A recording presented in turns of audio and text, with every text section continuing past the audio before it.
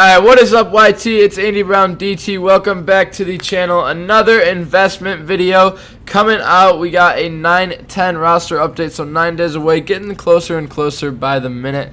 Anyways, honestly, it's kind of a struggle to find some guys this update for some reason for me. I just don't see a ton of locks, but I see pretty good amount of long-term and a couple short-term. So yeah, let's get right into it. Coming up first, we got Austin Riley's the third baseman from the Braves.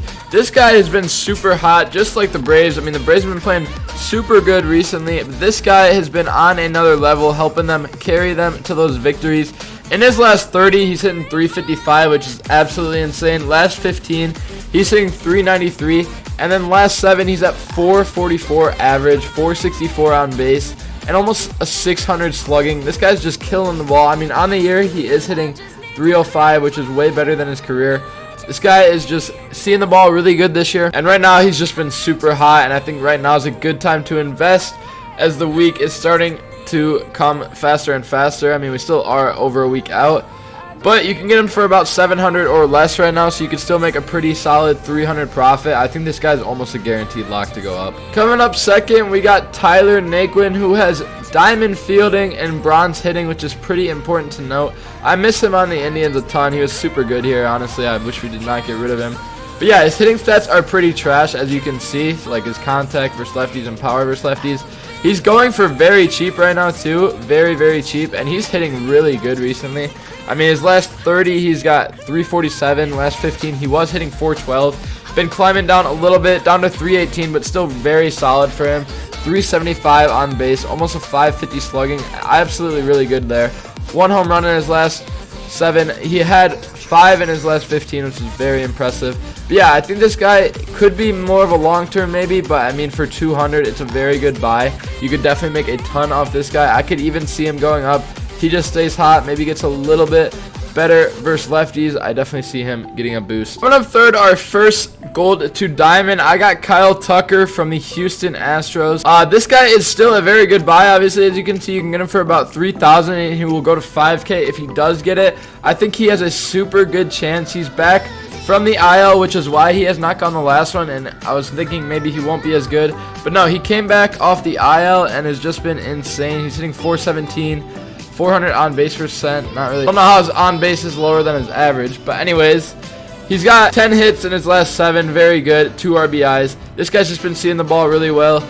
Last 15, he's even got really good stats. On the year in general, he's been playing very good, and he only has gold hitting. He has some hitting stats that I could see with getting a boost, but I have a pretty good feeling of Kyle Tucker. Up third, we have Will Smith, the catcher from the LA Dodgers.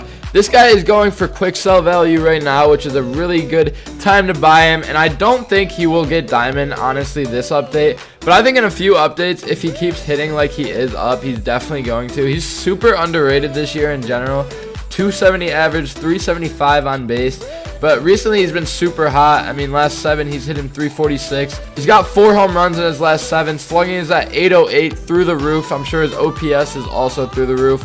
But yeah, this guy, I don't think we'll get it this time, but I could see him as more of a long-term and just super cheap 1,000 investment. Coming up fourth, actually one of the most super underrated players. I actually have not heard of this guy, but we got Logan Webb on the Giants. I don't know how I haven't heard from him, but anyways, this guy is actually having a very solid year. 8.3 win-loss, 2.65 ERA, which is very solid. 105 innings pitched, 111 strikeouts, 1.11 whip, which is very solid all-around stats right there. Everywhere is pretty good. And his last 7 games, he's got a 1.42 ERA, 4-0. They've won every single time or had a split when he's pitched, which is very good. 7 earned runs in 7 games. That's amazing. 0.92 whip. This guy has just been electric recently, and I think his stats show he will continue to just keep being better. He's gone down and down and down in ERA. Stats look really good. I think he has a solid chance. I don't think he will get it this time, as he is only a 76. I bet this update he goes to a 78, and then next one he could get a gold if he keeps it up. But we'll see how he keeps pitching. Hopefully he keeps doing good, and we'll keep an eye on him. And right now he is like 200, so you can get him super cheap, and it would be big investments in a few weeks. For our final card of the video, he has been one of the hottest hitters recently in baseball. We got Giancarlo Stinton. The only issue I have with him is that he is an 82 overall, and I don't know if he would get a +3. He has been super good hitting recently, though. I could see a ton of hitting stats. He's only silver hitting.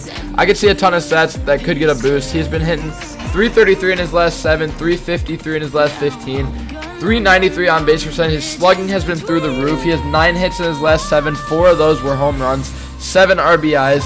I mean, he's just been seeing the ball really good. When he's healthy, he can be dangerous, and it looks like he's going off recently. So I am pretty high hopes for Stanton. I don't know if we'll get it this time, like I said, but I think in the next 2 updates, we will for sure have a Diamond Stanton.